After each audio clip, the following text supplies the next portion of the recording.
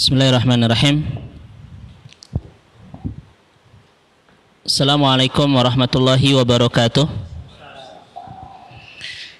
Alhamdulillahirabbil alamin. Alhamdulillahilladzi bi ni'matihi tatimmus shalihat. Wa asyhadu an la ilaha illallah wahdahu la syarikalah. Wa asyhadu anna Muhammadan abduhu wa rasuluh al-mab'utsu rahmatan lil alamin. Allahumma aftah lana qulubana wa alhimna rusdana wahdina ila siratikal mustaqim. Ya ayyuhalladzina amanu taqullah haqqa tuqatih wa'lamu annallaha ma'al muttaqin. Bapak Ibu yang dirahmati dan diberkahi Allah Subhanahu wa taala, puji dan syukur hanya milik Rabb kita Allah Subhanahu wa taala yang senantiasa selalu dan terus-menerus menghujamkan di kedalaman hati kita tentang nikmatnya iman, lezatnya hidayah, dan menakjubkannya hidup di jalan-jalan kebaikan, sehingga kita terus bisa mengubah setiap nikmat dan anugerah yang tercurah menjadi bulir-bulir ketaatan indah kita kepada Allah. Mudah-mudahan pertemuan indah iman kita sore hari ini untuk mempersiapkan bekal terbaik menyambut bulan terbaik, bulan suci Ramadan. Mudah-mudahan Allah catat menjadi amal salih, menjadi mizanul hasanah, timbangan kebaikan-kebaikan kita. Allah gugurkan dosa-dosa kita dan mudah-mudahan semakin terus bisa mendekatkan, memantaskan dan melayakkan kita menjadi ahli surga. Bapak Ibu yang dirahmati dan diberkahi Allah Subhanahu wa taala, Syahrul Ramadan, bulan Ramadan itu sebagaimana dikatakan oleh Dr. Khalid Abu Shadi adalah Syahrul Mutamayyiz, bulan yang teramat istimewa, bulan yang sangat spesial. Keistimewaan Ramadan ini itu pun pernah disampaikan oleh Ibnu Jauzi rahimahullah di dalam kitab beliau Sayyidul Khatir, ketika beliau mengatakan dengan kalimat yang begitu indah tentang keistimewaan bulan Ramadan. Kata beliau, inna syuhur itna asyara kamathali auladi Ya'qub. Perumpamaan 12 bulan dalam setahun itu seperti perumpamaan anak-anak Nabi Ya'qub. Jumlahnya ada 12. Wa kama anna Yusufa ahabu auladi Ya'qub ilaihi, dan sebagaimana Yusuf adalah putra yang paling Ya'qub cintai di antara 11 saudaranya, kadzalika Ramadan ahabus syuhur ilallah. Demikian juga Ramadan adalah bulan yang sangat Allah cintai di antara 11 bulan yang lainnya.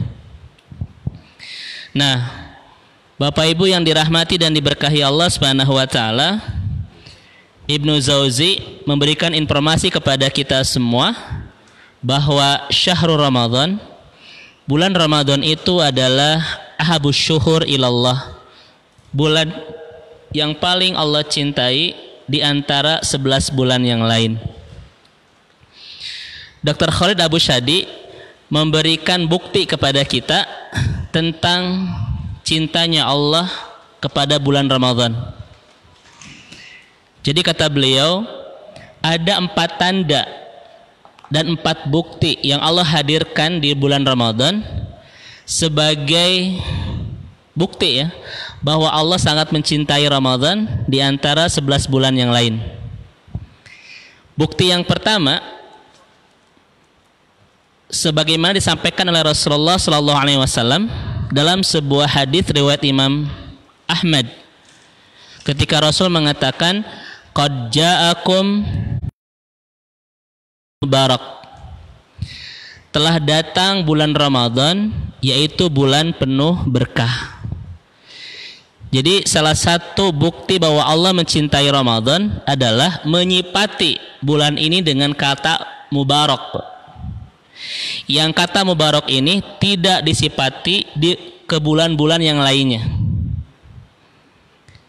Mungkin Bapak dan Ibu sering mendengarkan kalimat Jumat Mubarak. Ini istilah sangat masyhur, sangat populer, tetapi bukan perkataan Nabi. Karena Mubarak ini hanya disifatkan hanya kepada bulan Ramadan saja. Tapi apakah kita boleh menyebut Jumat Mubarak? Boleh. Tapi ini bukan perkataan Nabi. Perkataan Nabi itu adalah Syahrun Mubarak, ke Ramadan, bukan ke hari Jumat. Nah, apa arti Mubarak? Dr. Kordowi mengatakan berkah itu kan ziyadatu fil khair, bertambahnya, melimpahnya kebaikan. Makanya seakan-akan Nabi mengatakan kepada kita telah datang bulan Ramadan, yaitu bulan yang membawa semesta kebaikan.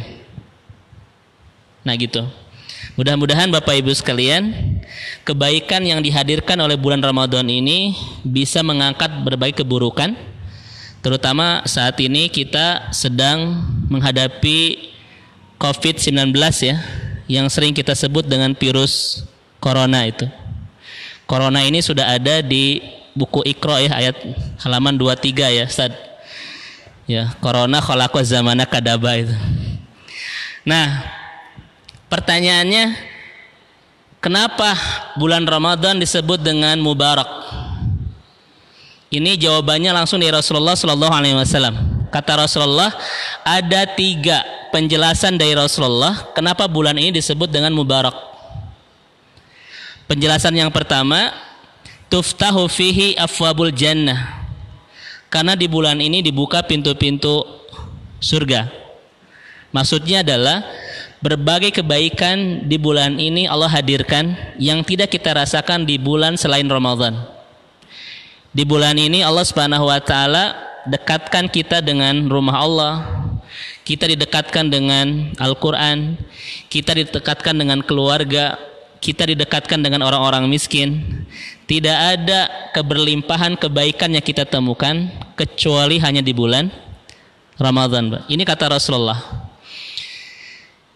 Yang kedua, apa penjelasan dari Rasulullah ketika menyebut Ramadan ini dengan mubarak? Penjelasan yang kedua adalah wa tughlaqu fihi afwabul jahim. Karena di bulan ini ditutup pintu-pintu jahanam atau pintu-pintu neraka. Maksudnya, berbagai keburukan dan kemaksiatan di bulan ini Allah persempit ruang geraknya sehingga orang tidak leluasa berbuat keburukan dan kemaksiatan. Lihat di sekitar kita, datang Ramadan pasti orang dan tempat-tempat keburukan itu menutup diri. Siapa yang menutup mereka adalah keberkahan Ramadan itu. Dan yang ketiganya, penjelasan dari Rasulullah Sallallahu Alaihi Wasallam. Kenapa Ramadan disebut dengan mubarak? Karena kata Rasul, fihi lailatun khairu min alfi syahrin. Karena di dalamnya ada 1 malam yang lebih baik daripada 1000 bulan, yang kalau kita mendapatkannya, ghufirallahu ma taqaddama min danbi. Allah ampuni dosa-dosa kita. Nah, ini yang pertama. Bapak Ibu yang dirahmati, tentang bukti Allah mencintai Ramadan. Kata Ibnu Jauzi. Bukti yang kedua, saya sampaikan dulu tentang keistimewaan Ramadan, baru nanti bagaimana cara kita untuk menyikapi bulan yang sangat istimewa ini. Bukti yang kedua, Bapak dan Ibu sekalian yang dirahmati dan diberkahi Allah, Allah mencintai Ramadan adalah Allah memberikan ni'mah azimah fi hayatina. Allah memberikan anugerah terindah dalam hidup kita. Apa itu? Allah informasikan di surat Al-Baqarah 185. Syahrul Ramadan alladzi unzila fihil Quran. Apa anugerah terindah dalam hidup kita yang akan membuat kita bahagia dunia dan akhirat yang Allah turunkan di Ramadan, yaitu Al-Quran. Makanya yang mengistimewakan Ramadan itu adalah karena turun anugerah terindah itu, yaitu Al-Quran. Makanya kata para ulama, kalau Bapak Ibu masuk Ramadan tetapi tidak ada keistimewaan interaksi kita dengan Al-Quran, berarti memang Ramadan itu biasa-biasa saja. Ya, karena keistimewaannya adalah ketika diturunkan Al-Quran. Makanya Bapak Ibu yang dirahmati Allah Subhanahu wa taala, Dari mana kita mendapatkan penjelasan bahwa Al-Quran itu nikmat terindah? Kita mendapatkannya dari satu surat di dalam Al-Quran yang Allah sebut dengan, yang ulama sebut dengan azmalus surah fil Quran. Jadi Bapak dan Ibu, di dalam Al-Quran di 30 juz itu ada satu surat yang para ulama mengatakan, Sya'rawi mengatakan azmalus surah fil Quran, surat yang sangat cantik dan indah di dalam Al-Quran. Makanya surat ini ketika saya masih kuliah di Mesir itu sering dibaca oleh orang-orang yang menikah dalam ijab kabul. Kenapa ijab kabul pelengkapnya surat ini? Karena kata mereka inilah Quran, surat yang paling indah dalam Al-Quran dan cocok kita anugerahkan kepada orang terindah, yaitu pasangan hidup kita. Surat apakah itu? Surat Ar-Rahman. Bapak-bapak di sini ketika nikah dulu membacakan surat ini tidak, Pak? Tidak ya, karena mungkin tidak hafal dan lain sebagainya. Jadi jujur begini. Nah, Bapak Ibu sekalian, kenapa surat Ar-Rahman ini disebut dengan azmalus surah fil Quran? Dua alasannya. Satu, karena Allah mengawalinya dengan satu kata tapi menebarkan semua dada orang beriman. Apa itu? Ar-Rahman. Aku adalah Tuhanmu yang begitu mencintaimu, Pak. Makanya tidak ada satu surat yang diawali oleh satu kata di dalam ayat pertama yang mendebarkan semua dada kecuali surat ini. Ar-Rahman, aku adalah Tuhanmu yang begitu mencintaimu. Dari ayat kedua sampai terakhir itu penjelasan Allah tentang nikmat-nikmat yang Allah hadirkan dalam kehidupan kita. Makanya saya sering sampaikan kepada Bapak Ibu, membaca surat Ar-Rahman sama seperti kita sedang menjelajahi sebuah pemandangan yang sangat indah sekali. Semakin kita menyelusuri kedalamannya, semakin hanyut dengan keindahan dan tenggelam dengan kepesonaannya, Pak. Itu Ar-Rahman, Masya Allah. Makanya wajar kalau sebagian saudara kita ya memaketkan akad ijab kabul pernikahan dengan surat ini, walaupun bukan bagian dari ijab kabul sebetulnya, ya. Tetapi kita lihat dari semesta kebaikan anugerah yang Allah hadirkan di surah ini, Allah mengawalinya dengan menyampaikan apa? Allamal Quran, yaitu Al-Quran. Ini bukti yang menunjukkan kepada kita bahwa Al-Quran ni'mah azimah fi hayatina, anugerah terindah dalam kehidupan kita.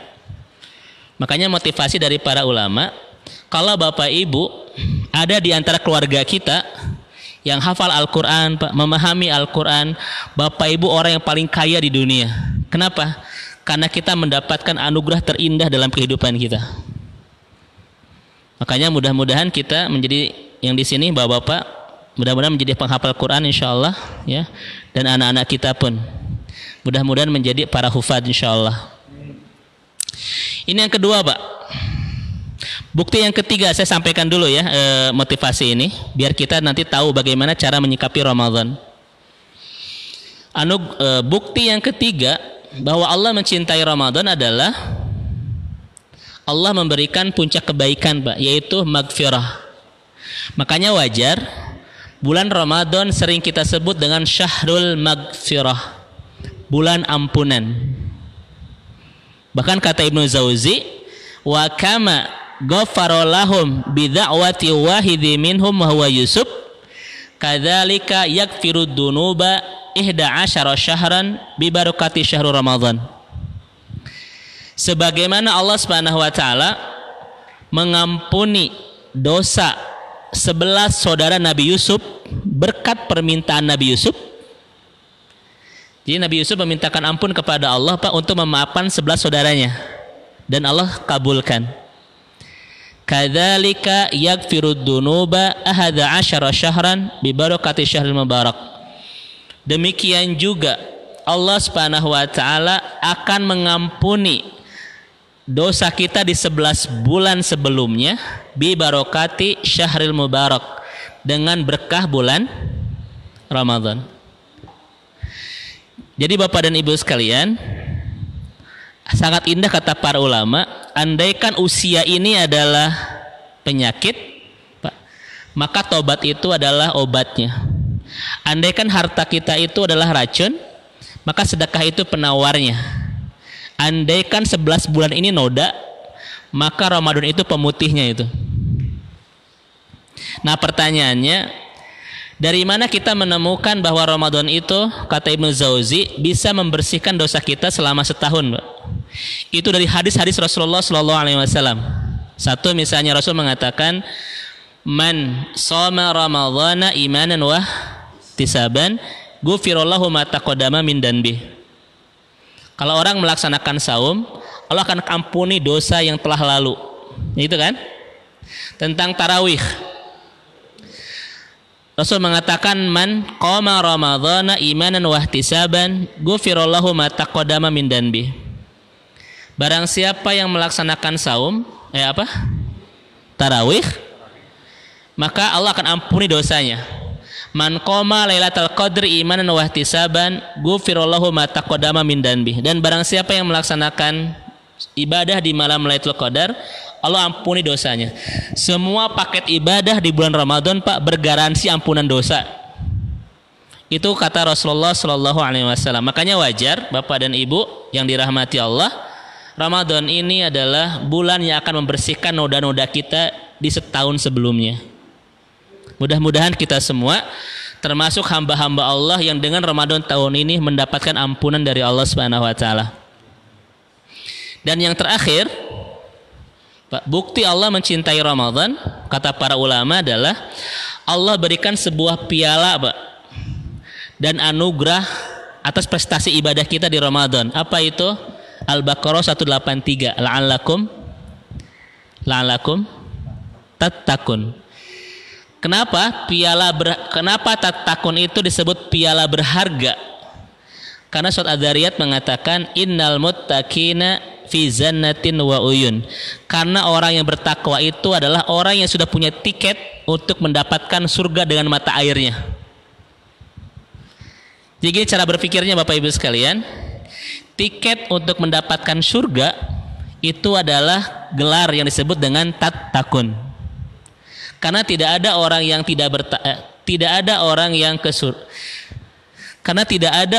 ke surga tanpa dia bertakwa kepada Allah. Dan gelar ketakwaan ini kita dapatkan di bulan Ramadan. Masya Allah. Jadi kenapa kita harus puasa? Puasa ini ada targetan, Pak. Ada tujuan apa? La'allakum tattaqun. Jadi kalau sudah tattaqun, kira-kira kita masih puasa tidak? Pertanyaannya, kenapa kita harus saum? Agar kita bertakwa. Terus kita sudah bertakwa, puasa jangan, Pak. Terus marahi apa lagi atuh? Makanya betul kata para ulama, Pak, yang disebut tattaqun itu kita maknai meningkatkan ketakwaan segitu. Jadi biar takwa kita berlebih-lebih lagi kan dengan saum yang kita lakukan. Nah, inilah 4 bukti bahwa Allah sangat ahabus syuhur ilallah, bahwa Ramadan sangat Allah cintai. Baik. Jadi kita akan memasuki bulan yang sangat spesial dan istimewa, ya, bukan bulan biasa. Yang kedua, Bapak Ibu yang dirahmati Allah Subhanahu wa taala, saya akan menyampaikan dulu kalimat dari Abu Bakar Al-Kakhil, ya. Ketika mengatakan Syahrul Rajab Syahrul Zar'i. Rajab itu bulan untuk menanam. Wa syahrul Sya'ban syahrul suqyi. Dan Sya'ban itu bulan untuk menyiram. Wa syahrul Ramadan syahrul hisad. Dan Ramadan itu bulan untuk memetik hasil. Rajab bulan apa barusan? Bulan di antara bulan Hijriah, bukan begitu maksud saya. Bulan Rajab itu bulan untuk menanam, Sya'ban menyiram, Ramadan memetik hasil, memanen, betul Ustaz. Jadi apa yang akan kita panen di Ramadan adalah sesuatu yang kita tanam di bulan Rajab dan kita siram di bulan Sya'ban. Gitu. Maka ketika orang tidak menanam apa-apa di bulan Rajab dan tidak menyiram apa-apa di bulan Sya'ban, dia tidak akan pernah memetik hasil dan panen di bulan Ramadan. Makanya begini Bapak dan Ibu, keindahan Ramadan ini tidak mungkin kita dapatkan kalau kita tidak menanam dan menyiram apa-apa di bulan Rajab dan di bulan Sya'ban. Makanya wajar kalau Rasulullah pernah menyampaikan Sya'ban itu yasilu bihi Ramadan, bulan yang menyambungkan kita dengan Ramadan. Jadi Bapak Ibu sekalian, tidak ada yang bisa menyambungkan kita dengan Ramadan kecuali Sya'ban. Makanya kalau Bapak Ibu tidak mempersiapkan apa-apa di bulan Sya'ban, tidak akan pernah menyambungkan kita ke Ramadan. Itu kata Abu Bakar Al-Kahil itu. Nah, makanya seindah apapun Ramadan, kita tidak akan pernah mendapatkan kelezatannya, kenikmatannya kalau kita tidak melakukan apa-apa di bulan Sya'ban ini, Pak. Nah, oleh karena itu saya akan menyampaikan apa yang harus kita lakukan di bulan Sya'ban ini. Masih ada waktu ya, sekitar berapa hari lagi, Set? 4 atau 5 lah ya. Mending 5 lagi atau mending 4, Set? Nah, apa yang harus kita lakukan ya? Nanti di sini kita akan bahas tentang tema materi kita hari ini. Ya, apa yang harus kita lakukan di bulan Sya'ban ini untuk menyambungkan kita ke Ramadan, Pak? Karena Rasul mengatakan Sya'ban itu yasilu bihi Ramadan, bulan yang menghubungkan kita dengan Ramadan.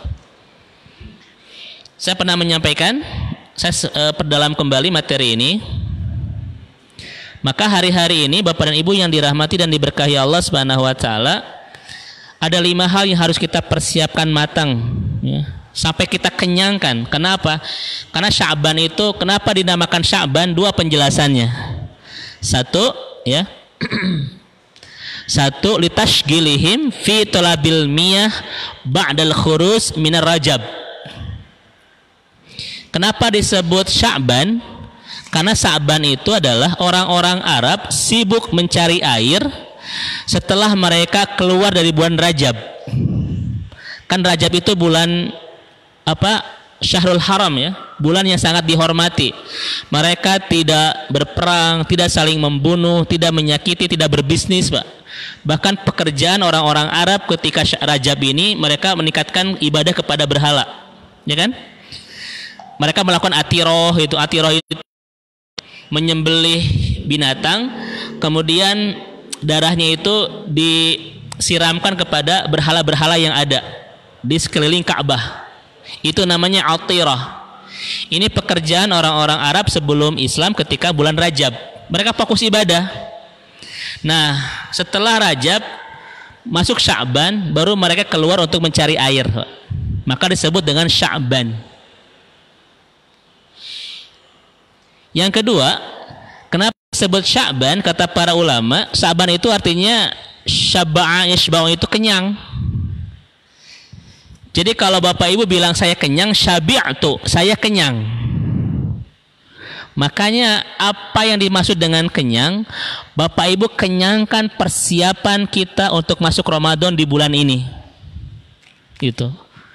Apa yang harus kita kenyangkan 5 hal ini? 1 adalah isti'adadul ruhi, kenyangkan persiapan iman. Ketika ada pertanyaan, apa hubungan antara iman dan Ramadan? Kata para ulama, al-imanu mutamayyiz tambitul a'mal mutamayyizah.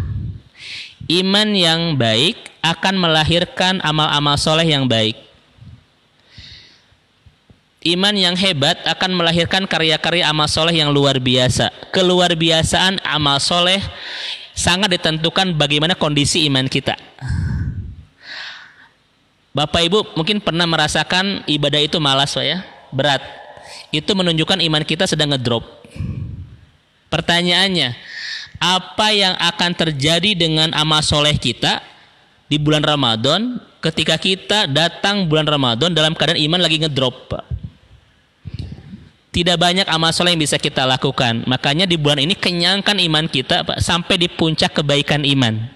Itu. Caranya dengan apa? Mari kita lihat tradisi Rasulullah SAW di bulan Sya'ban. Satu, ini cara mengenyangkan iman di bulan Sya'ban. Yang pertama adalah kasratu tilawatil Quran. Ya. Kita mulai akrab dengan Al-Quran di bulan Sya'ban. Karena kata Anas bin Malik, kanal muslimuna idza dakhalu Sya'ban inqabu 'alal masahifi faqarruha. Kebiasaan para sahabat Rasulullah SAW ketika masuk Sya'ban, mereka inqabu 'alal masahib. Mereka turunkan Al-Quran, faqarruha, kemudian membacanya, Pak. Kenapa para sahabat begitu akrab dengan Al-Quran di bulan Sya'ban? Karena kata Salamah bin Kahil, ya, inna Sya'ban syahrul qura. Karena Sya'ban itu bulan membaca Al-Quran. Ya. Bulan membaca Al-Quran. Falladhi ta'udu 'alal muhafadhah, ya, min wurudil Qur'ani sayuhafidu insyaallah fi Ramadan. Karena ketika orang mulai dekat dengan Al-Quran di bulan Sya'ban, pasti tambah mesra di bulan Ramadan. Itu, ya. Pasti tambah mesra di bulan Ramadan. Ya. Baik. Sampai mana tadi, Zat, ya? Iya, Zat. Jadi kalau ingin romantis bersama Al-Quran di bulan Ramadan, satu, Pak, ta'aruf dan akrabkan dulu diri kita dengan Al-Quran di bulan Sya'ban.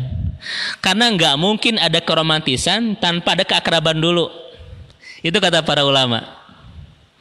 Makanya mudah-mudahan bapak-bapak di sini bulan Sya'ban ini sudah berulang-ulang kali hatamnya, insya Allah.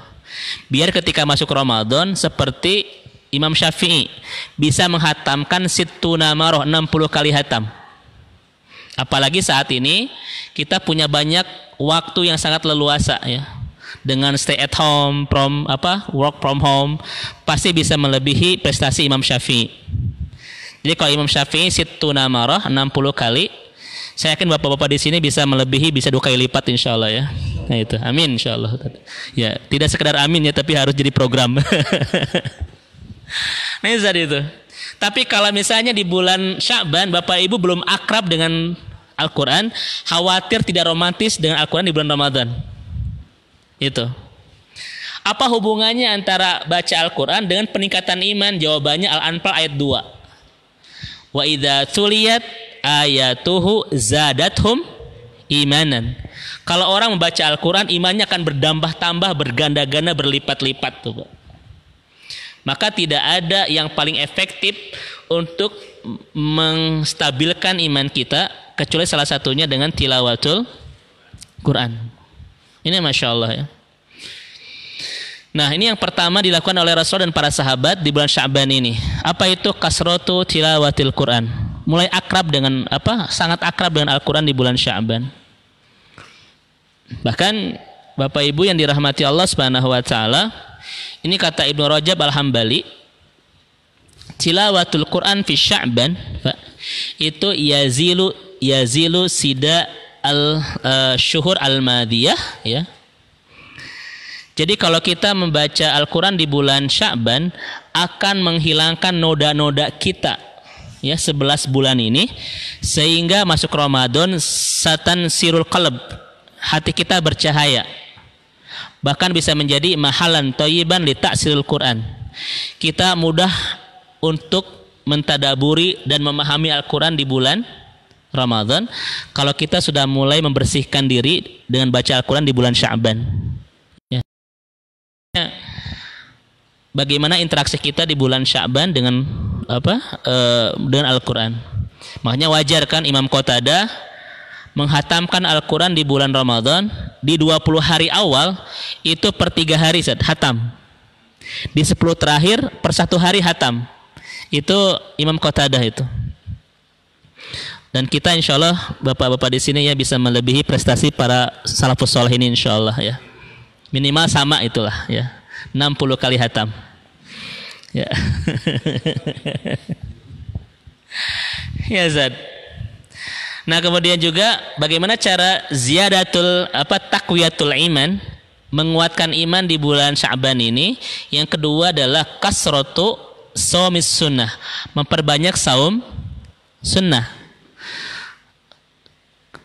Karena kata Aisyah dalam hadis riwayat Imam An-Nasai, kalau tidak salah An-Nasai ya, ma ra'aituhu, kata Aisyah, aktsara siyaman ya fi Ramadan fi Sya'ban.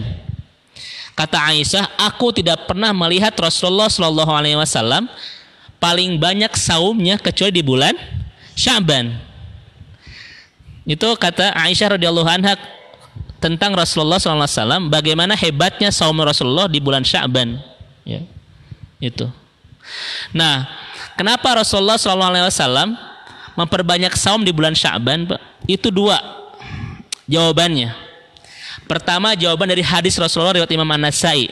Karena Rasul pernah bilang begini, fa'uhibbu ayurfa'a amali wa anna shaimun.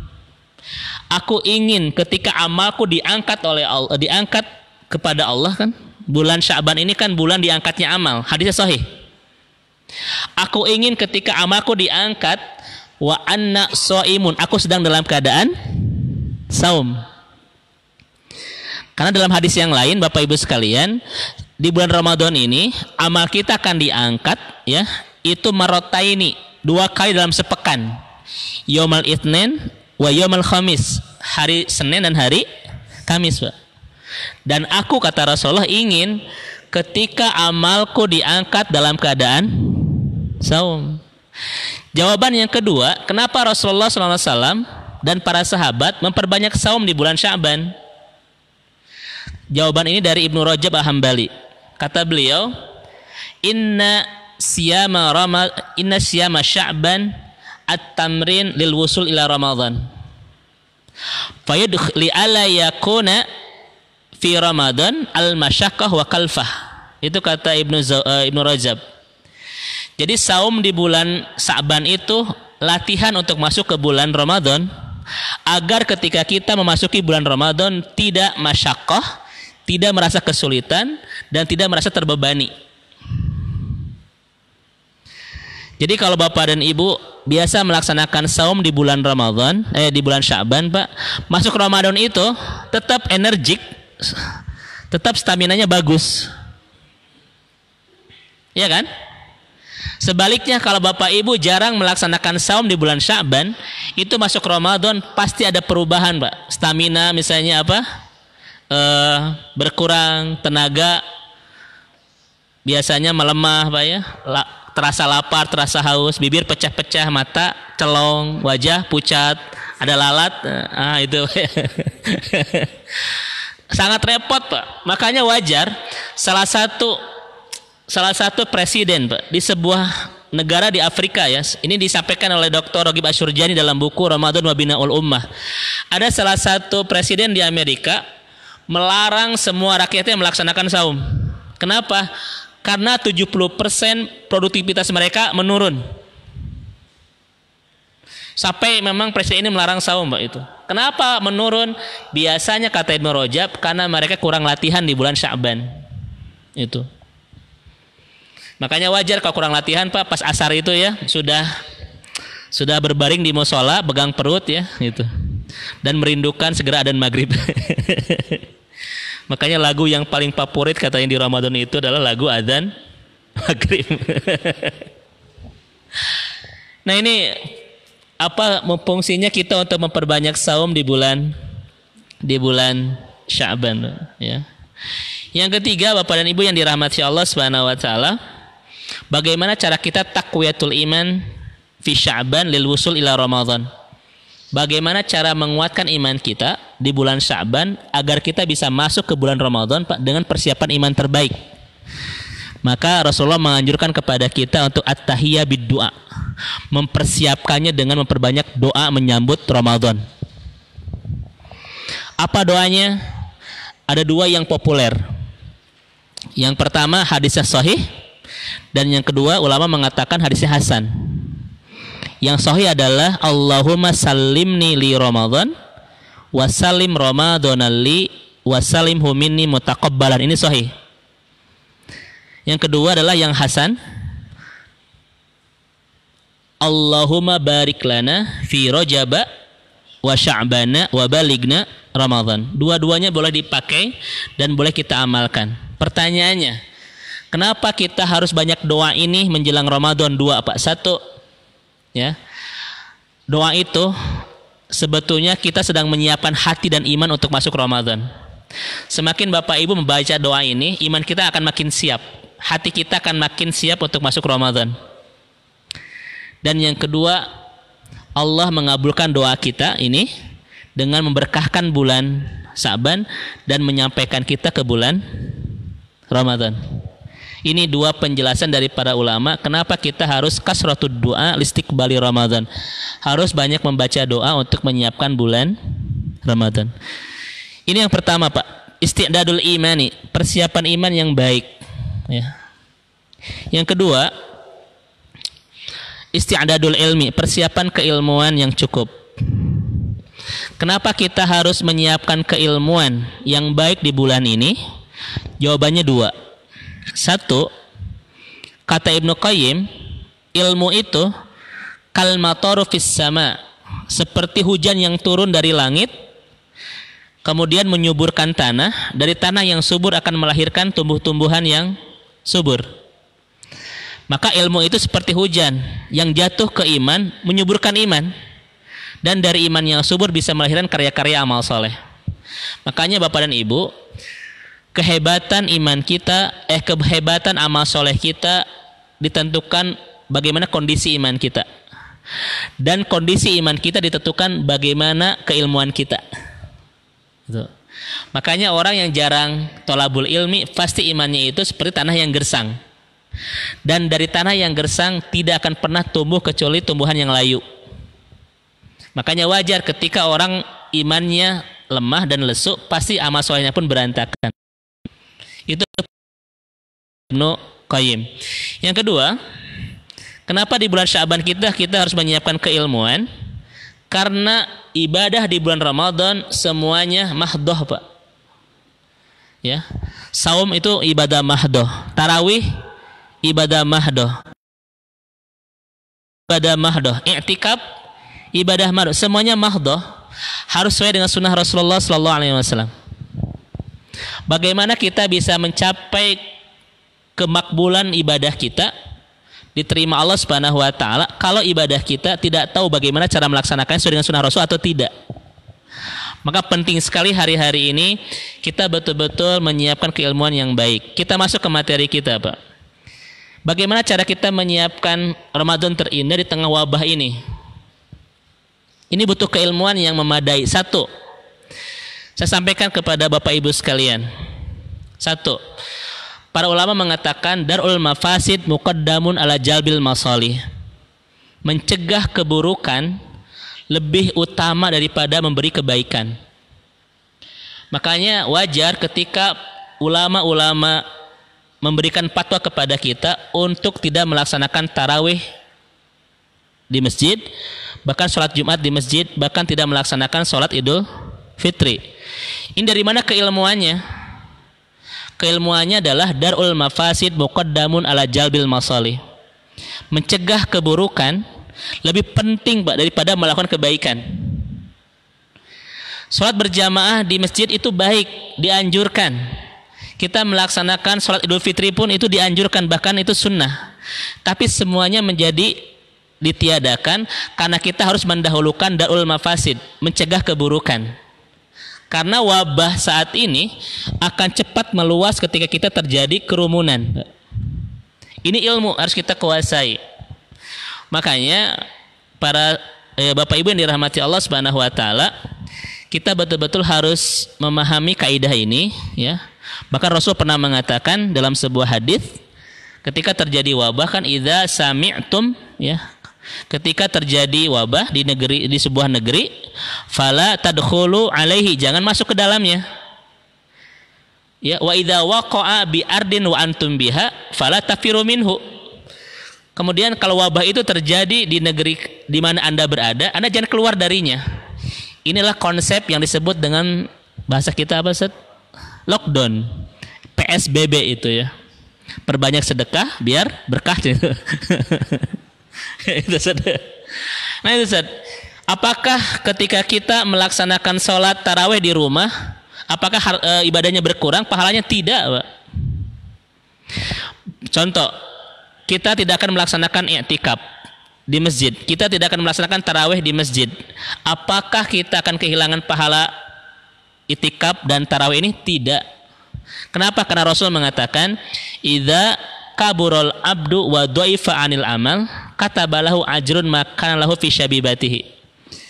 Ketika kita lemah dan terhalang melaksanakan ibadah, katabalahu ajrun ma kana lahu fi syabibatihi. Tetap kita mendapatkan pahala.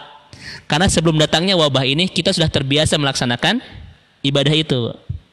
Maka jangan pernah merasa ragu bahwa kita tetap mendapatkan pahala sebagaimana kita tarawih di masjid, kita i'tikaf dan kita ngaji. Karena sebelum datangnya wabah kita biasa dengan semua kegiatan ibadah ini. Ini kan harus disampaikan kepada setiap kaum muslimin, jangan pernah merasa sedih hati amal kita berkurang, tidak. Tetap kita mendapatkan pahala sebagaimana kita melaksanakan di masjid. Bahkan kelebihannya, bapak-bapak bisa menjadi imam untuk 30 hari, ini keren Pak, di rumah itu. Tidak ada yang mengganggu, tidak ada yang menggantikan Pak. Ya, alhamdulillah itu. Allah mempercaya bapak-bapak untuk menjadi imam di rumah untuk per 30 hari. Ini hebat luar biasa kan? Jarang-jarang kita bisa menjadi imam tarawih Pak, untuk 30 hari. Nah, Allah akan memberikan kesempatan itu di bulan Ramadan tahun ini Pak. Cuma masalahnya satu, bacaannya jangan harus update terus ya, jangan terus diulang-ulang. Ya, cool series dan lain-lain ya. Maka ujian bapak sekarang adalah banyak menghafal Pak ya. Karena pasti akan jadi imam di rumah untuk 30 hari ya gitu. Karena sampai saat ini kan ada usulan dari para jamaah ustadz, bagaimana hukumnya kita melaksanakan berjamaah, imamnya di masjid tapi kita di rumah-rumah, kemudian pakai media kayak Zoom dan lain sebagainya itu. Apakah tetap mendapatkan pahala berjamaah? Sependapat paling banyak disampaikan oleh para ulama itu tidak. Maka harus kita lakukan adalah jadikan rumah kita sebagai basis untuk semua ketaatan kita di bulan Ramadan.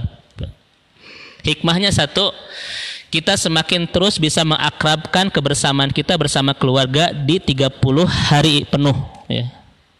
Ini luar biasa. Makanya silakan baca buku yang ditulis oleh Dr. Akram Ridho. Bagaimana kita harus punya program Pak, untuk 30 hari ini melaksanakan kegiatan ibadah di rumah. Karena kalau tidak ada program yang baik, ini khawatir kita menjadi tidak rapih manajemen ibadahnya di rumah. Khawatir bapaknya sudah mulai sibuk dengan apa?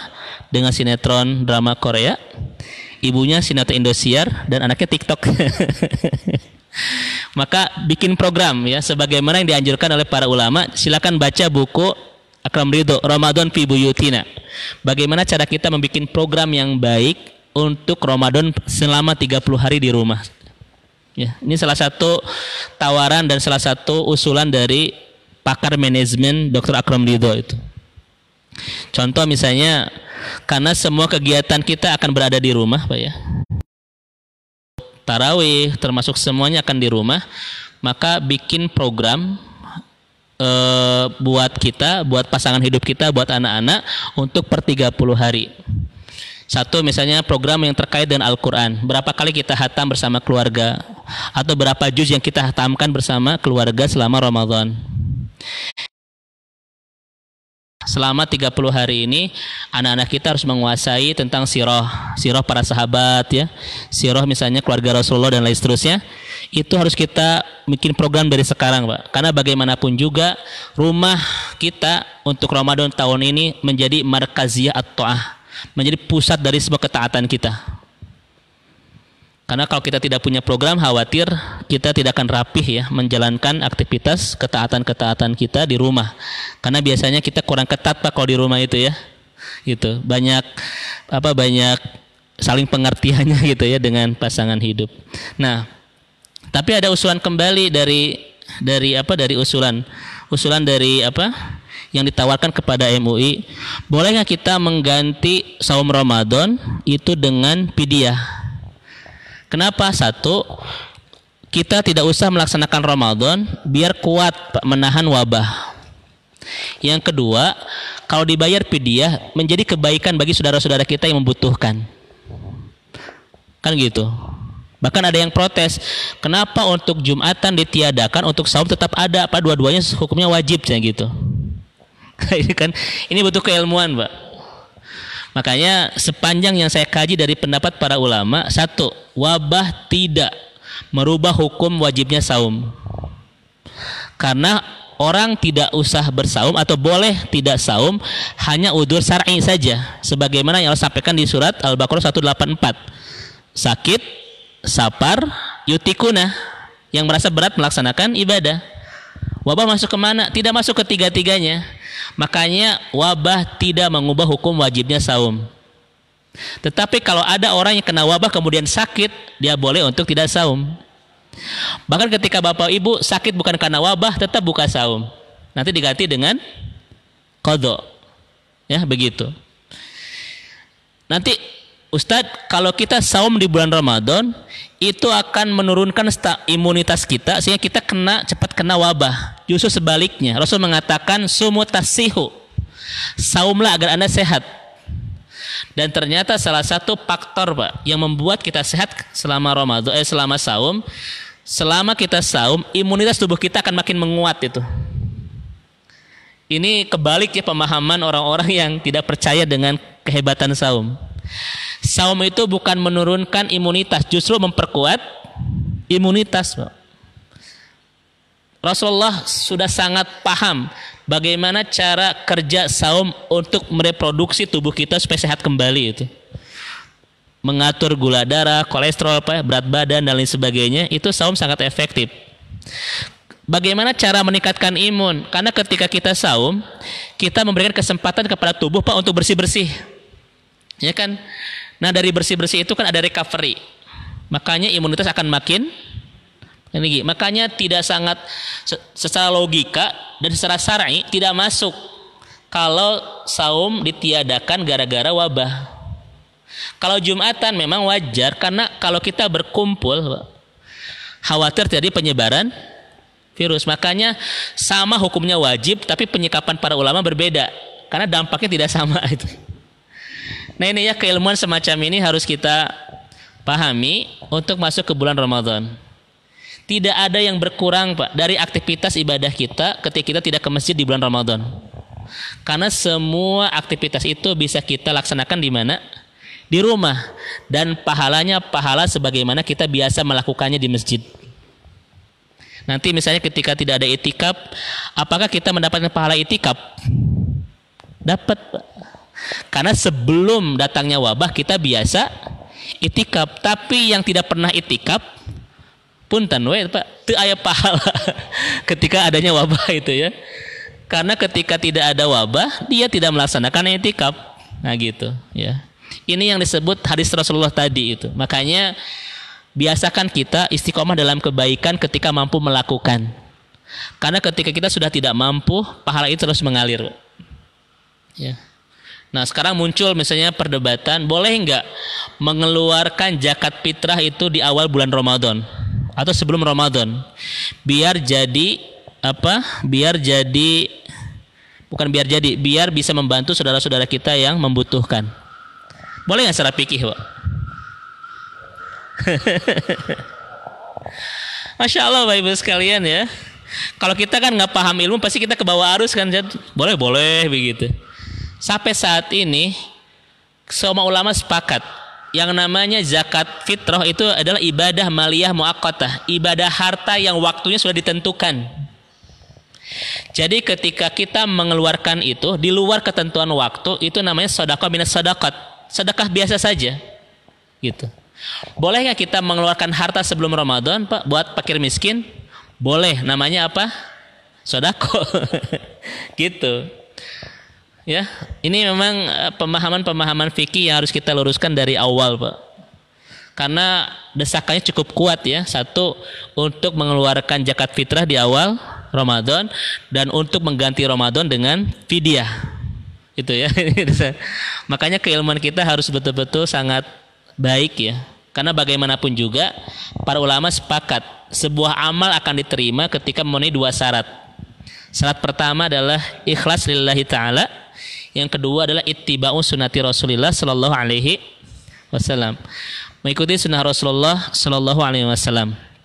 Dan keilmuan ini tadi mencakup fikih-fikih tentang di rumah, Pak, ya. Tarawih di rumah itu bahkan mudah-mudahan masuk ke dalam kategori hadis Rasulullah. Sholat itu lebih baik di mana? Di rumah kecuali yang wajib. Mudah-mudahan kita bisa masuk ke sana. Walaupun sebetulnya memang syariat dianjurkannya tarawih itu kan di masjid ya, untuk menyiarkan syiar Islam itu. Tetapi ketika kita tidak bisa melakukannya, jangan khawatir amal pahala kita berkurang.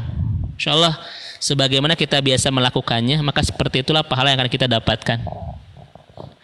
Makanya Bapak dan Ibu yang dirahmati dan diberkahi Allah Subhanahu wa taala, sekarang bikin program untuk kegiatan Ramadan kita selama di rumah dan jadikan rumah itu sebagai basis ketaatan kita selama Ramadan, ya. Baik. Ini yang kedua, terkait dengan apa yang harus kita lakukan di bulan Sya'ban ini untuk menyambungkan kita ke Ramadan. Yang ketiga, isti'dadul ma'nawi, persiapan mentalitas, persiapan mental. Kenapa persiapan mental harus kita siapkan di bulan Sya'ban? Itu terkait dua hal. Satu, li'anna Ramadan ibadah tawilah talatina yauman. Karena ibadah Ramadan itu ibadah yang panjang 30 hari. Ya, bisa tidak mental kita menyiapkan konsentrasi, kehusyuan dan semangat ibadah selama 30 hari? Faktanya, orang-orang yang mentalnya tidak siap, dia hanya bisa mempertahankan konsentrasi ibadah itu mungkin 10 hari, ya. Setelah itu mulai merasa lesu, lelah, ya. Bahkan ketika masuk 10 hari terakhir itu, orang banyak kehilangan konsentrasi ibadah. Kenapa? Karena mental tidak disiapkan dari awal bahwa kita harus ibadah selama 30 hari. Sangat sulit sekali kita mengikuti sunnah Rasulullah SAW di 10 terakhir ini. Kan kata Aisyah satu, istihada Rasulullah SAW fi asril awakhir, Rasulullah meningkatkan semangat ibadah 10 terakhir yang tidak beliau lakukan di 20 hari sebelumnya. Yang kedua, kata Aisyah, ketika Rasul masuk 10 terakhir, sadda mi'jarah, ya, wahya laila, waiqadu ahlah, gitu, meningkatkan ibadah. Kita malah terjadi kelesuan dan kelelahan dalam melaksanakan ibadah. Apalagi kita tergoda dengan tradisi yang ada, ya. Harus melaksanakan haji akbar itu, ya. Tawaf di Pasar Baru 70 putaran, ya. Kita doakan mudah-mudahan menjadi haji yang mabrur. Nah ini Bapak Ibu sekalian, ya. Walaupun boleh jadi tahun ini tidak ada mudik dan lain sebagainya, tetapi ini mudah-mudahan menjadi ada hikmahnya buat kita untuk menjaga konsentrasi ibadah selama 30 hari. Ustadz, bagaimana tidak bisa mudik tahun ini? Satu, mudik bukan bagian dari syariat. Yang kedua, bisa dikodo tahun depan itu. Nah ini Bapak Ibu. Yang kedua, Pak, kenapa kita harus menyiapkan mental di bulan Sya'ban ini? Karena kita akan masuk ke Ramadan yang suasana berbeda. Kita akan masuki suasana Ramadan di tengah wabah. Ini betul-betul butuh mental yang cukup baik, ya. Ini karena pasti ada banyak perubahan yang tidak biasa kita lakukan di bulan Ramadan tahun ini. Tidak bisa ke masjid, tidak bisa berjamaah, tidak bisa ngaji, tidak bisa tarawih, tidak bisa i'tikaf, dan lain seterusnya. Ini mental harus kita siapkan dari awal, ya. Kemudian Bapak Ibu yang dirahmati dan diberkahi Allah Subhanahu wa taala, kemudian yang keempat adalah isti'dadul jismi. Kita harus menyiapkan fisik yang baik. Kenapa? Karena kemaksimalan ibadah kita pasti terkait erat dengan kondisi fisik kita. Makanya menjaga kesehatan fisik itu bagian dari ibadah, Pak. Ibadah itu wajib dan tidak bisa kita lakukan kecuali dengan kondisi fisik yang bagus. Maka menjaga kesehatan fisik itu bagian dari kewajiban. Makanya orang durhaka berdosa ketika dia melakukan tahlukah, sesuatu yang merusak fisiknya itu. Wala tulqu biaidikum ila tahlukah. Nah, banyak saat ini saudara-saudara kita yang tidak bisa maksimal melaksanakan ibadah, bahkan tidak bisa melaksanakan ibadah gara-gara kondisi fisik. Makanya jangan sampai pemahaman fisik ini hanya pemahaman saya biar langsing, saya biar apalagi Pak, keinginan cita-cita bapak-bapak itu. Nah, itu ya. Bukan sekedar itu. Kenapa kita harus sehat? Agar kita maksimal ibadah, Pak. Itu tujuannya. Ya. Jadi tujuan sehat itu tujuan syariat, ya, bukan tujuan-tujuan yang lain. Makanya Bapak dan Ibu sekalian, kan doa yang harus kita bacakan di bulan Ramadan ini adalah doa yang tadi, Allahumma salimni li Ramadan. Ya Allah, selamatkan aku untuk bulan Ramadan. Maksudnya ketika kita masuk Ramadan, kita sehat. Pikiran kita sehat, fisik kita sehat. Jangan sampai masuk Ramadan iman berantakan, fisik bermasalah, pikiran pun banyak masalah, banyak hutang. Khawatir orang seperti ini tidak bisa maksimal masuk Ramadan. Yang kedua, wasallim Ramadhanali, dan selamatkan Ramadan untukku. Maksudnya ketika kita masuk Ramadan, kondisi Ramadan itu kondusif, tidak ada penyakit, tidak ada bencana, tidak ada banjir, bahkan tidak ada wabah. Ketika ada pertanyaan, Ustadz, bagaimana cara kita berdoa kepada Allah agar wabah ini cepat hilang? Ini doanya, Allahumma salimni li Ramadan wasalim Ramadhanali wasalimhu minni mutaqabbalan.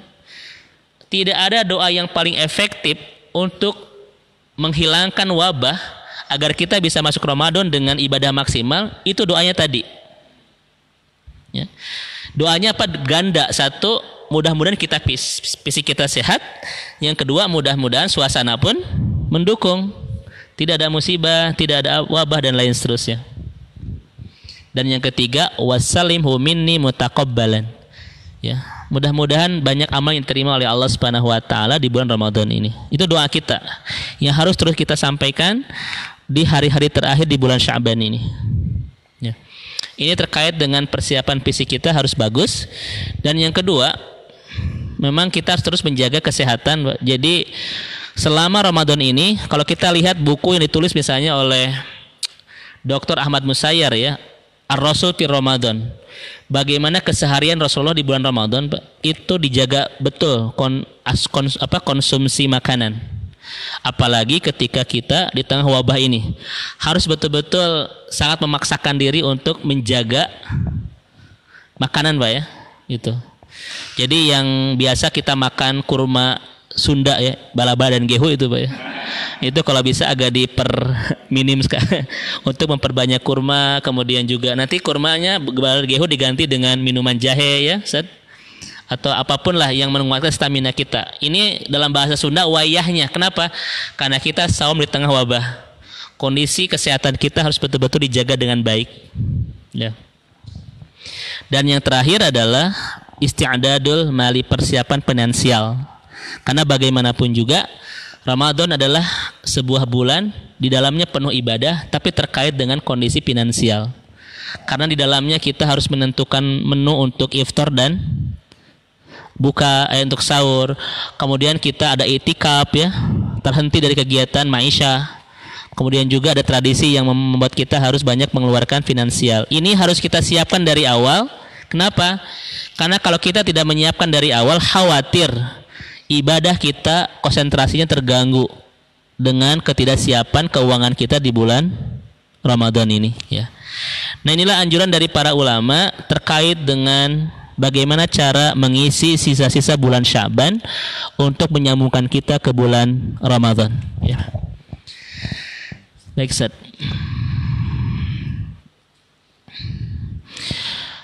Bu Tuti Bala Indah. Oh, nggak usah disebutkan itunya, ya, Ustaz. Mohon maaf. Bagaimana cara melaksanakan tarawih di rumah? Secara fikih tidak ada perubahan ketika melaksanakan tarawih di masjid dan tarawih di rumah. Sama saja, Pak. Kita melaksanakan 11 rakaat, ya, dengan hitungan, dengan kaifiat yang sudah biasa kita lakukan.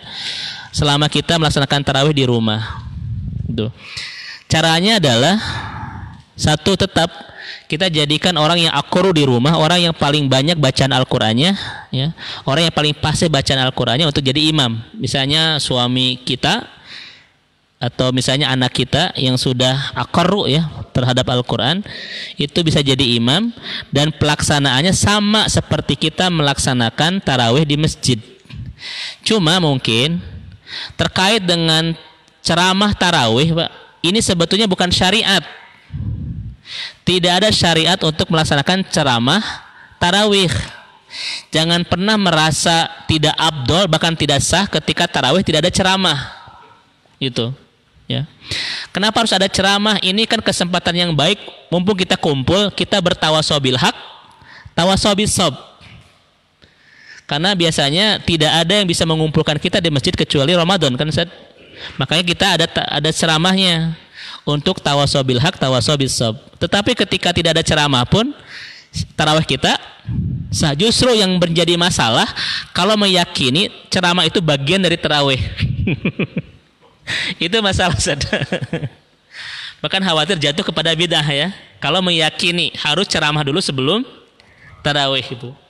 Jadi begitu. Misalnya Ibu Tuti, andaikan di rumah mau ada ceramah dulu, silakan Mbak itu ya. Misalnya suami atau anak-anak yang menyampaikan materi, silahkan, nggak apa-apa ya. Tidak ada perubahan antara di rumah dan di masjid, dan pahalanya pun insya Allah kita akan mendapatkan pahala sebagaimana kita melaksanakannya di masjid ya. Karena sebelum wabah ini kita biasa melaksanakannya di masjid. Itu wallahu a'lam bishawab. Pak Ustadz, doa menyambut Ramadan yang sesuai sunnah. Tadi saya sudah sampaikan kan ada dua doa ya yang diajarkan oleh baginda mulia Rasulullah SAW, yang kekuatan doa ini beda. Ada yang sahih dan ada yang hasan. Hasan itu, bahkan hasan ini dalam kitab An-Nawawi itu disampaikan, Pak, hadis ini sebetulnya kondisinya lemah, tetapi karena ada yang banyak yang menguatkan, maka dia naik menjadi hasan li ghairihi dalam kajian ilmu mustalah hadis. Bisa diamalkan, bisa, tetapi sebaiknya kita mengamalkan yang paling sahih di antara yang ada itu ya, yaitu doa yang tadi, Allahumma salimni li Ramadan wa salim Ramadana li wa salimhu minni mutaqabbalan. Itu wallahu a'lam bishawab. Ini dari Sumedang ya, Masya Allah. Jika kondisi masih seperti ini, Idul Fitri, bagaimana cara melaksanakan sholat idnya? Satu, ibu yang dirahmati Allah, sholat id istihad para ulama hukumnya sunnah muakkadah, tidak jatuh ke sahih, wajib. Walaupun sebagian saja mengatakan sholat Idul Fitri itu wajib, tetapi ittifaq jumhur ulama wal fuqaha, mereka sepakat, para ahli fikih dan kebanyakan ulama menghukumi Idul Fitri itu hukumnya sunnah. Dalam artian ini mafhum mukhalafah namanya, mafhum muwafaqah. Yang wajib saja ditiadakan, apalagi yang sunnah, dengan alasan khawatir terjadi mafasid, keburukan ya, menyebarnya wabah. Maka tidak ada dosa bagi orang yang tidak melakukan sholat Idul Fitri, hatta dalam kondisi tidak ada wabah sekalipun. Tetapi lebih baik kita melaksanakan. Nah, bagaimana cara melaksanakannya? Tidak ada pelaksanaan sholat Idul Fitri dan tidak boleh diganti dengan sholat tahajud itu. Tidak ada sholat duha yang ada ya. Ya, apalagi asar ya. Nah, itu ya, seperti itu. Jadi Ibu Ai ya di Sumedang, itu untuk jawaban sholat Idul Fitri. Yang wajib saja seperti Jumat ditiadakan karena memang kemadorotannya sangat akan jauh ya, lebih besar. Apalagi sholat Idul Fitri kan biasanya kurang terkontrol ya, semua gitu datang. Dan sekali lagi secara fikih hukumnya sunnah. Jadi kita tidak akan ada pelaksanaan sholat Idul Fitri sepanjang wabah ini masih mengkhawatirkan. Tapi mudah-mudahan masuknya Ramadan dengan membawa sejuta kebaikan bisa menghilangkan wabah ini insya Allah ya. Itu doa kita bersama insya Allah. Ini Papih Nanang, ini tulisannya sama semua. Ini ada yang nuliskan ya? Oh, oh iya. Bagaimana menyambut Ramadan dalam kondisi seperti tidak ada perubahan, Pak? Apa sih yang berubah antara Ramadan tahun ini dan tahun sebelumnya? Cuma satu yang merubahnya, kita tidak bisa melaksanakannya di masjid. Tetapi bukan berarti kita tidak bisa melaksanakan ibadah-ibadah itu. Semua bisa kita lakukan di masjid kecuali apa, Pak? Kecuali i'tikaf. Apa hukumnya i'tikaf di rumah? Tidak ada penjelasannya, Pak.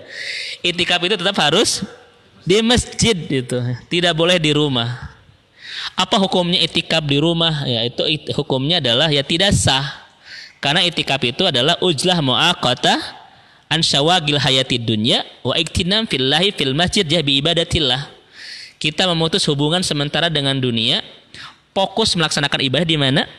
Di masjid ya. Maka tidak ada hukum i'tikaf di rumah.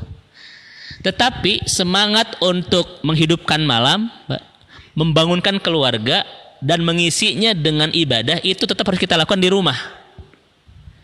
Bapak Ibu masuk di 10 terakhir Ramadan harus semangatnya seperti Rasulullah, yaitu menyedikitkan makan, menghidupkan malam, Pak ya, mengisi dengan ibadah dan membangunkan keluarga untuk sama-sama melaksanakan ibadah.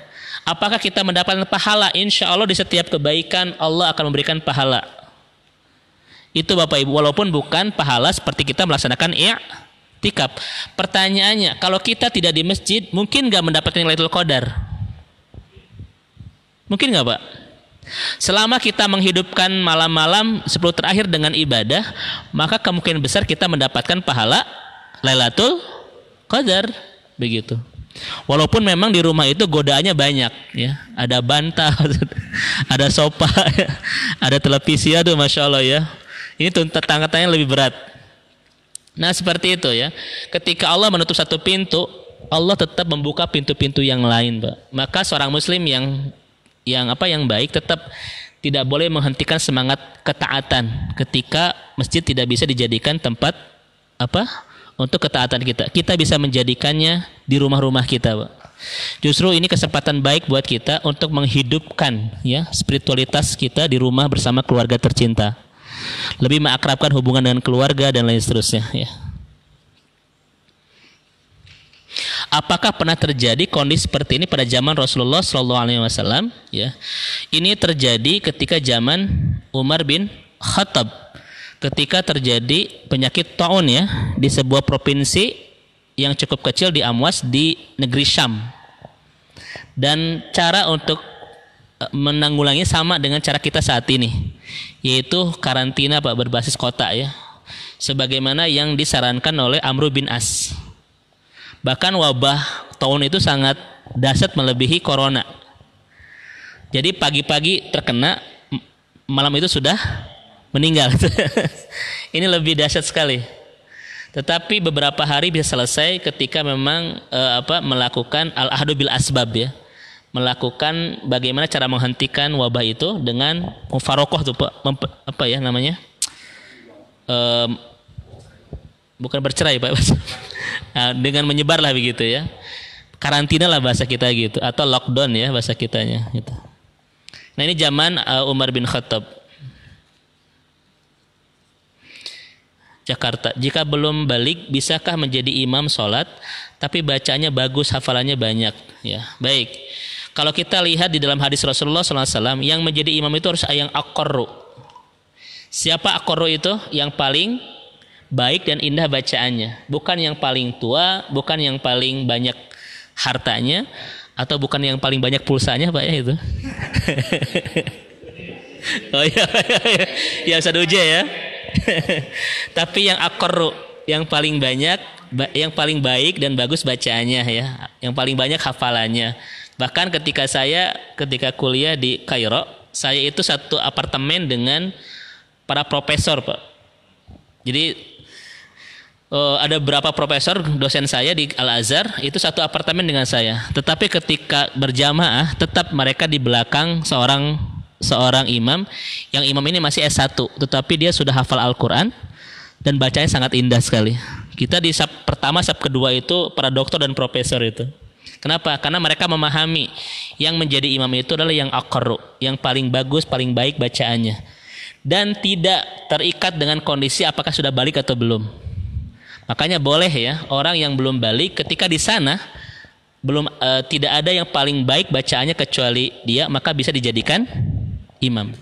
Walaupun sebetulnya memang kalau kita lihat kajian-kajian yang lebih luas soal aqarru, ini memang ke tahap idealnya adalah sudah balik, memahami Al-Quran, banyak keilmuannya, bacaannya bagus, bacaannya indah lah. Seperti Ustadz kita lah ya, alhamdulillah ini ya. Ini sangat ideal sekali, insya Allah Ustadz.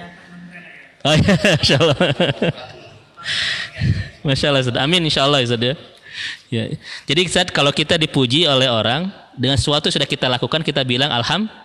Kalau yang belum, amin, bukan fitnah ya Ustadz ya. Itu fitnah ya, amin itu. Ya, Masya Allah Ustadz. Cukup Ustaz ini pertanyaannya? Cukup Ustaz ya? Oh ya udah 5:30 ya. Baik Bapak Ibu, materi kita hari ini sederhana, hanya tips ya bagaimana cara menyiapkan Ramadan dan mengalihkan kegiatan-kegiatan ketaatan kita itu di rumah kita. Dalam artian tidak ada yang berubah, tidak ada yang berkurang, dan tidak ada yang tidak sesuai dengan syariat. Karena semua bisa kita lakukan di rumah, dan pahalanya pun pahala kebaikan kita yang biasa kita lakukan sebelum datangnya wabah, yaitu pahala selama ketika kita melaksanakan semuanya di masjid ya, seperti itu. Baik. Dan hikmahnya tentu saja adalah membuat kita semakin akrab dengan keluarga kita, dan amanahnya adalah bikin program Pak di antara kita untuk 30 hari program-program ketaatan selama di rumah. Banyak panduan yang ditulis oleh para ulama. Di antara panduannya silakan baca buku Akram Ridho, judulnya Ramadan fi Buyutina, Ramadan di rumah kita Pak. Kalau tidak salah ini sudah diterjemah, karena tulisannya kalau tidak salah 6 tahun yang lalu buku ini sudah terbit. Bagaimana cara menghadirkan Ramadan di rumah kita. Ini sangat efektif buat kita untuk dikaji tahun ini. Ya. Kenapa? Ya. Saya punya bahasa Arabnya, tetapi sudah diterjemah. Silakan beli di Gramedia. Pasti tidak ada Pak, kan udah lama. Jadi kita beli di Palasari gitu ya. Itu mudah-mudahan masih ada. Ini kayak bukan shoot begini saja. Mohon maaf. Itu panduannya ya. Baca buku Ramadan fi Buyutina, tulisan Dr. Akram Ridho. Silakan nanti ada yang mencari Pak, dan kalau ada nanti dikasih tahu biar bisa jadi panduan kita untuk menjalani Ramadan di rumah ya. Itu mungkin Ustaz, Bapak dan Ibu yang saya sampaikan terkait materi kita hari ini. Mudah-mudahan Allah Subhanahu wa taala menyehatkan kita, memaksimalkan, memudahkan kita untuk bisa masuk ke Ramadan dan bisa melaksanakan ibadah dengan maksimal. Dan tentu saja mudah-mudahan segera mengangkat wabah yang saat ini sedang meneror kita ya, bahkan masyarakat dunia, hampir 200 sekian negara. Mudah-mudahan segera Allah angkat dan menggantikannya dengan kebaikan-kebaikan. Saya tutup dengan doa, Rabbana la tuzigh qulubana ba'da idh hadaitana wa hab lana min ladunka rahmah innaka antal wahhab. Allahumma sallimna li Ramadan wasallim Ramadana lana wasallimhu minna mutaqabbalan. Allahumma barik lana fi Rajab wa Sya'ban wa balikna Ramadan. Allahumma irfa' alaina al-waba wal afat wal masaib wal hajain fi hayatina. Allahumma irfa' alaina al-waba wal afat wal masaib wal hajain fi hayatina. Ya Allah, angkatlah musibah, angkatlah wabah yang saat ini sedang kami alami, agar kami bisa melaksanakan ibadah dengan maksimal di bulan Ramadan dan penuh kebahagiaan. Mudah-mudahan kami bisa melaksanakan ibadah di bulan Ramadan ini dengan maksimal, dan kami mendapatkan banyak keberkahan dari Ramadan tahun ini.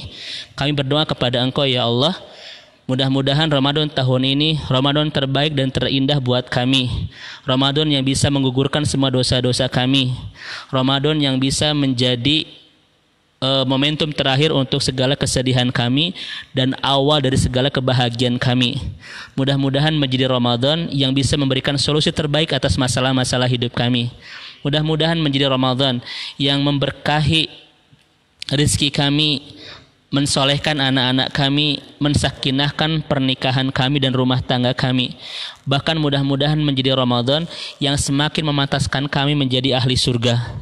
Andaikan ini Ramadan terakhir bagi kami dan kami tidak diberikan kesempatan kembali untuk bertemu Ramadan tahun depan, kami mohon kepada Engkau ya Allah, jadikan Ramadan tahun ini Ramadan yang bisa mengantarkan kami ke surga-Mu. Kami mohon kepada Engkau ya Allah, jadikanlah Ramadan tahun ini Ramadan yang bisa mengantarkan kedua orang tua kami semakin dekat ke pintu surga-Mu. Dan kami mohon kepada Engkau, jadikan Ramadan tahun ini Ramadan yang bisa mempertemukan kami dan kedua orang tua kami nanti di surga-Mu ya Allah. Innaka Rabbuna ala kulli syai'in qadir. Kami mohon kepada Engkau ya Ilahana, jadikan Ramadan tahun ini Ramadan yang bisa mempertemukan kami dengan kedua orang tua kami di surga-Mu. Karena tidak ada kebahagiaan buat kami kecuali bisa menemukan kembali kedua orang tua kami nanti di surga-Mu. Tidak ada kebahagiaan buat kami kecuali bisa melihat kembali orang tua kami nanti ada di surga, bisa mengecup tangan keduanya, bisa melihat senyuman indah keduanya, bahkan bisa memeluk tubuh halus keduanya ya Allah. Tidak ada kebahagiaan buat kami kecuali bisa mengantarkan kedua orang tua kami semakin dekat ke pintu surga-Mu. Dan kami ingin Ramadan tahun ini betul-betul menjadi kendaraan yang bisa mengantarkan kami untuk bisa bertemu dengan kedua orang tua kami nanti di surga ya Allah. Innaka Rabbuna ala kulli syai'in qadir. Rabbana atina fid dunya hasanah wa fil akhirati hasanah wa qina adzabannar. Subhana rabbika rabbil izzati amma yasifun. Wassalamun alal mursalin walhamdulillahi rabbil alamin. Mohon maaf Bapak dan Ibu. Assalamualaikum warahmatullahi wabarakatuh.